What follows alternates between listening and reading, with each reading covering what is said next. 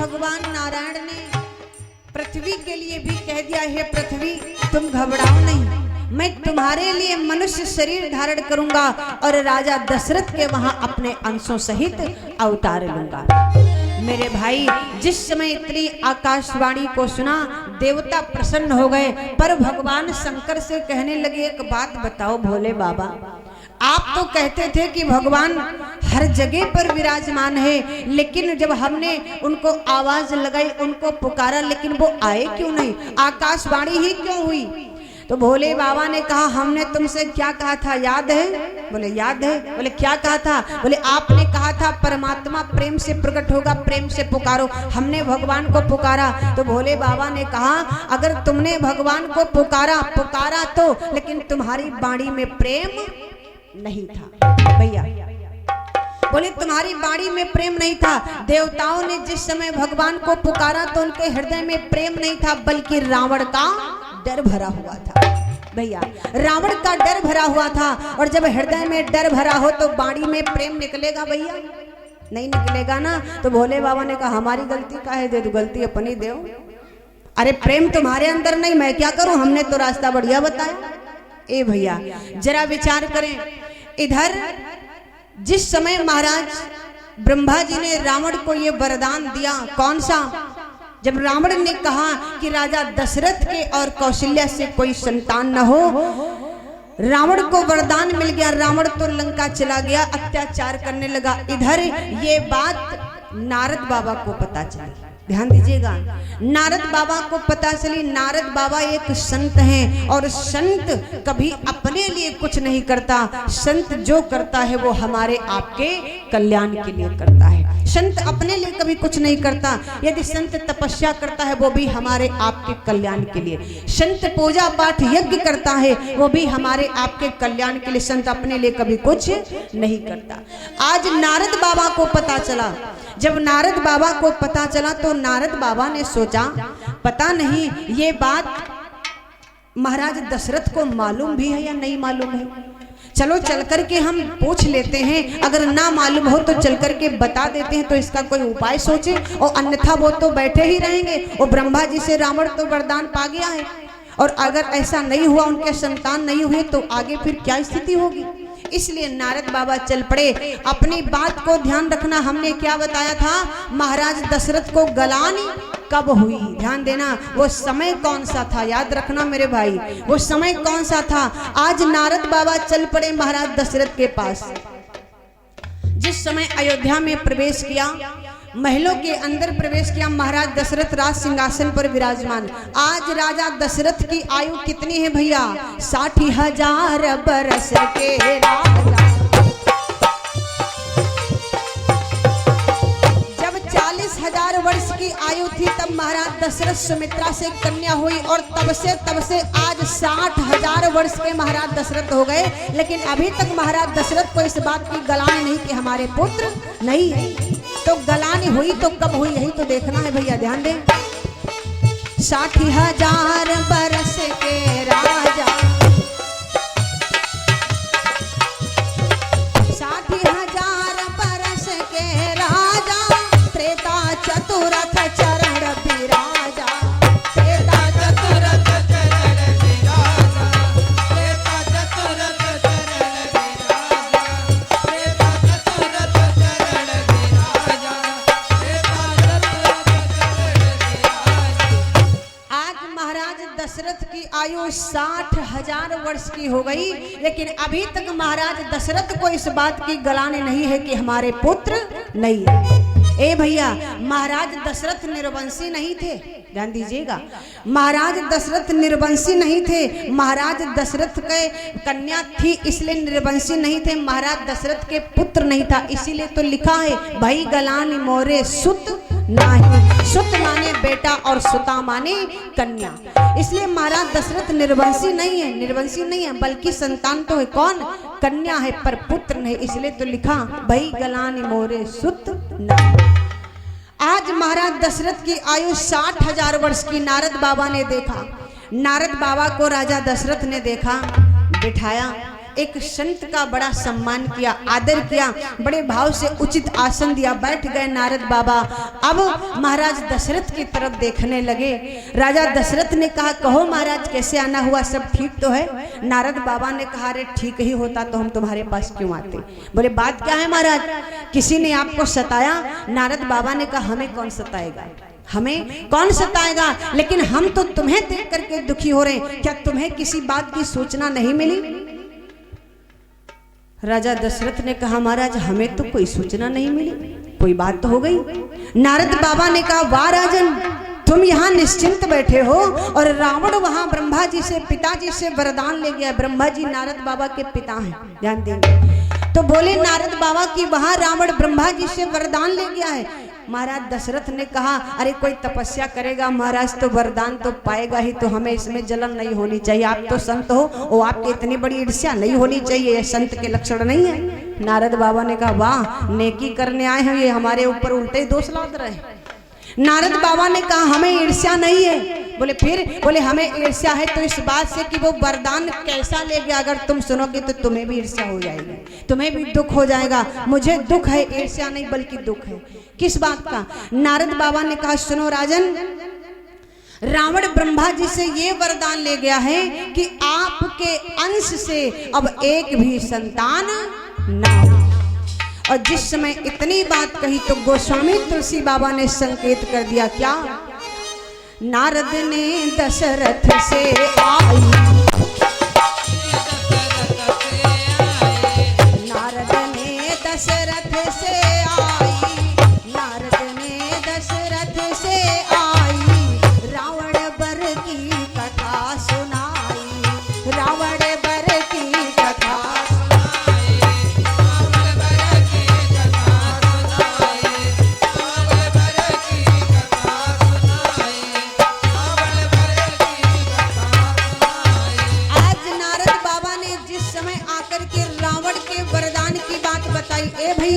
महाराज दशरथ को गलानी कब हुई? वो समय कौन सा था?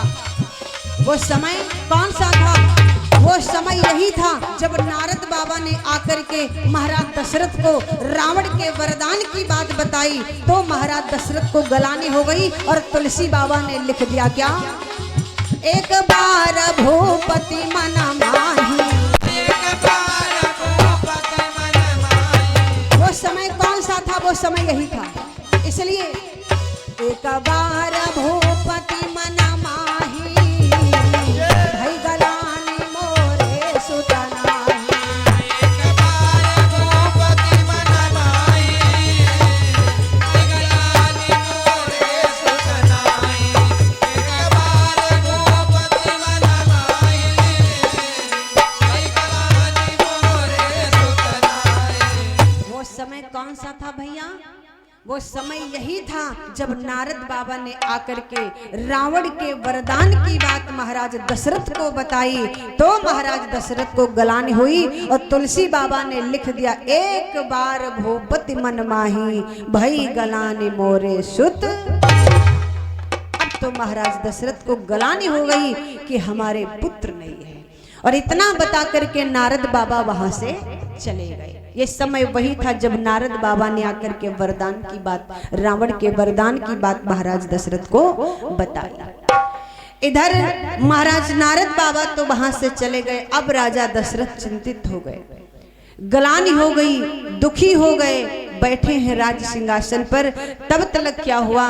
तीनों रानियां आ गई। कौन? कौशल्या, कैकेयी और सुमित्रा।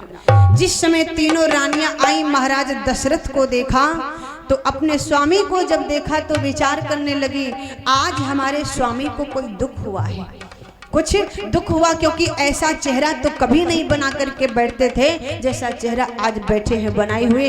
पूछने लगे, स्वामी क्या बात है? महाराज दशरथ ने कहा, देवी अगर तुम्हें बताएंगे तो तुम्हें भी दुख हो जाएगा, इसलिए ये दुख हमें ही सहन करने दो। कौशल्या बोल पड़ी, नहीं महाराज, मैं आपकी पत्नी हूँ, मैं आपकी सहमांगनी हूँ, सुख दुख में साथ देना हमारा धर्म बनता है, इसलिए आप मुझे बताओ तो सही क्या बात है। जब बहुत पूछा तो राजा दशरथ कहने लगे, देवी बात यह है, रावण ब्रह्मा जी से वरदान ले गया है कि हमारे अंश से एक भी संतान न हो। देवी अगर हमारे एक भी पुत्र नहीं हुआ तो इस राज्य को आगे कौन चलाएगा? मेरे ना रहने के बाद इस राज्य को कौन चलाएगा? हमारा तो सूर्य वंश हमारे पर ही समाप्त हो जाएगा। भैया जिस समय इतनी बात कही तो तीनों रानियां बोल पड़ी, महाराज आप चिंता क्यों करते हो, आप अपने कुल गुरु वशिष्ठ जी के पास चले जाओ, वो कोई न कोई मार्ग जरूर बताएंगे, क्योंकि वो आपके गुरु हैं, कुछ न कुछ मार्ग बतलाएंगे। ए भैया इधर तीनों रानियां इतना कहकर के वहां से चली गईं। अब महाराज दशरथ सोचने लगे कि कल हम अपने गुरुदेव के पास में जाएंगे। आज तीनों रानियां बैठी, अब चिंता तो हुई, तीनों रानियों को भी विचार करने लगी क्या कि बहुत बरस के रे पहले सो राजा रहा दशरथ, हाँ राजा रहा दशरथ।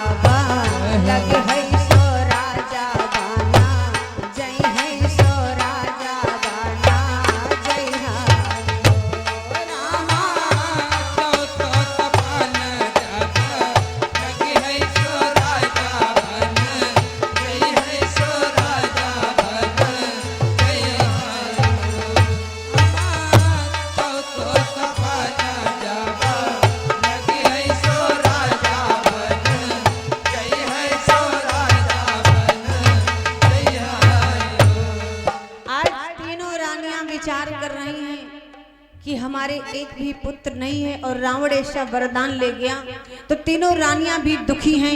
धीरे धीरे वो दिन व्यतीत हुआ भैया, धीरे धीरे रात आ गई और जब रात आई रात भी व्यतीत होने लगी, लेकिन आज रात महाराज दशरथ सोए नहीं। भैया संतान का दुख बहुत खराब होता है। आज रात महाराज दशरथ सोए नहीं, रात जाग करके काट दी। तीनों रानियों को भी नींद नहीं आई। कौशल्या पहुंच गई कहाँ? सरयू मैया के किनारे, सरयू नदी के किनारे पहुंच गई और सरयू नदी से कहने लगी, ये मैया आज तक हमने तुमसे कभी कुछ नहीं मांगा, आज तुमसे मांगती हूँ मुझे एक पुत्र दे दो। एकदम रो करके बोल पड़ी। सुबह के 4 बज रहे, महाराज दशरथ भी जाग रहे हैं और जिस समय कौशल्या रोई हैं, ये कुछ दानदाताओं के नाम है भैया। 21 मुद्राएं नन्हे राम यादव घोषिनपुरवा से, 51 मुद्राएं वीरेंद्र भैया टिपरा से, 50 मुद्राएं राजेंद्र यादव साहेबजादेपुरवा से, 10 मुद्राएं राम विशाल वर्मा साहेबजादेपुरवा से, 50 मुद्राएं राम लखन यादव सूरतगंज से, 50 मुद्राएं अजय कुमार भैया जी की तरफ से सूरतगंज से, 10 मुद्राएं सियाराम यादव बीकेपुर से भगवान के श्री चरणों में दान है। कामना मंगलमयी हो, भगवान सदा सुखम संपन्न बनाए रखे, हर चीज से भरपूर रखे। एक बार जयकारा लगाएंगे, बोलिए सच्चिदानंद भगवान की। आज कौशल्या सरयू नदी के किनारे पहुंच गई और किनारे पर बैठ करके एकदम सरयू मैया से कहने लगी, माँ आज तक हमने तुमसे कुछ नहीं मांगा, आज मांग रही हूँ, आज इनकार मत करना। इधर महाराज दशरथ जाग रहे हैं, सुबह के 4 बज रहे हैं। इधर कौशल्या क्या कहती, महाराज दशरथ सब सुन रहे। क्या बोली कि जैसे फूलन बिन बगिया, कितनी भी बगिया सुंदर हो लेकिन अगर उस बगीचे में एक भी फूल ना हो तो बोलो उस बगीचे की सुंदरता रहती है? नहीं रहती। आज वही बात कौशल्या कहने लगी, क्या कि जैसे फूलन बिन बगिया न कछु नीक लागे, न कछु नीक लागई हो रामा, हो रामा वैसे ललन बिन गोदिया, हो रामा वैसे ललन बिन गोदिया, जगत सोनो लागई हो रामा वैसे ललन बिन गोदिया, जगत सोनो लागई हो रामा वैसे ललन बिन गोदिया, जगत सोनो लागई हो रामा वैसे ललन बिन गोदिया, जगत सोनो लागई हो। जैसे फुलान बिन बगिया, हो बगिया, जैसे फुलान बिन बगिया, न कछु नीक लागई, न कछु नीक लागई हो रामा वैसे ललन बिन गोदिया, अरे रामा वैसे ललन बिन गोदिया, जगत सोनो लागई हो रामा वैसे ललन बिन गोदिया, जगत सोनो लागई हो रामा वैसे ललन बिन गोदिया, जगत सोनो लागई हो। बोली चंदा के जई से चंदनिया, चंदनिया चंदा के जई से चंदनिया, जगत सुख पावई, जगत सुख पावई हो मोरी मैया, मोरी मैया वैसे ललन बिन गोदिया, हो गोदिया मोरी मैया वैसे ललन बिन गोदिया, जगत सोनो लागई हो रामा वैसे ललन बिन गोदिया, जगत सोने लागई हो रामा वैसे ललन बिन गोदिया, जगत सोने लागई। और क्या बोली मैया कौशल्या क्या कहती हैं, सरयू तुम मोरी मैया, हो मैया, सरयू तुम मोरी मैया, तुम है महातारी, तुम है महातारी हो मैया, मोरी मैया दई देऊ एको ललनवा, हो मैया मोरी मैया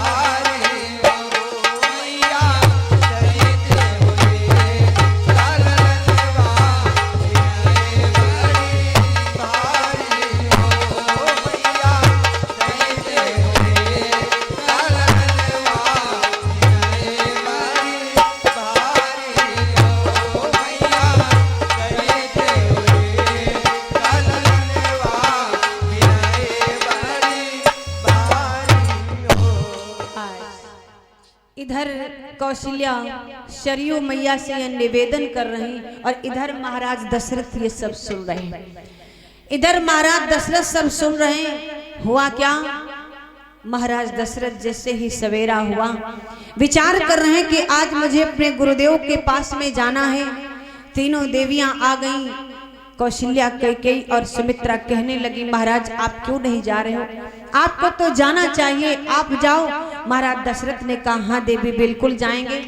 और इधर वशिष्ठ जी महाराज बैठे हैं। वशिष्ठ जी महाराज की जो पत्नी है जिनका नाम है अरुंधति, ध्यान देंगे, वशिष्ठ महाराज की जो पत्नी हैं उनका नाम है अरुंधति। आज अरुंधति महाराज वशिष्ठ जी से कहने लगी, स्वामी एक बात बताओ, सूर्य वंश में आप जैसा पुरोहित कर्म करने वाला आज उनके वहां महाराज दशरथ के वहां एक भी आगे पुत्र नहीं है। भला बताओ महाराज आगे महाराज दशरथ का वंश कैसे चलेगा।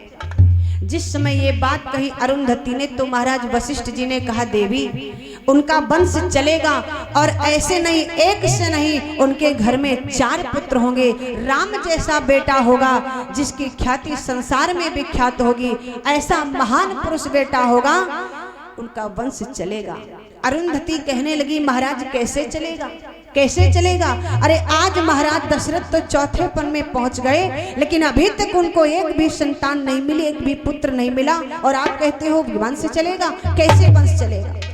जिस समय इतनी बात कही वशिष्ठ जी महाराज कहने लगे, देवी बात ये है कि अभी तक राजा दशरथ के मन में ये भाव ही नहीं जगा है कि हमारे पुत्र हो जाए। ध्यान देंगे, राजा दशरथ के मन में ये भाव नहीं जगा है कि हमारे पुत्र हो जाए। एक बात और ध्यान दें, राजा दशरथ के मन में ये भाव क्यों नहीं जगा कि हमारे पुत्र हो जाए, क्यों नहीं जगा, क्योंकि महाराज दशरथ को उस परमात्मा पर विश्वास है। ध्यान दीजिएगा, उस पार ब्रह्म परमात्मा पर विश्वास है जिस पार ब्रह्म परमात्मा ने महाराज दशरथ से कहा था, यानी यही दशरथ जब मनु थे। ध्यान दीजिएगा, यही दशरथ जब मनु थे तो भगवान नारायण ने क्या कहा था, भैया आप सरिस खोजो कहाँ जाई और नृप तु तनय होब मैं आई।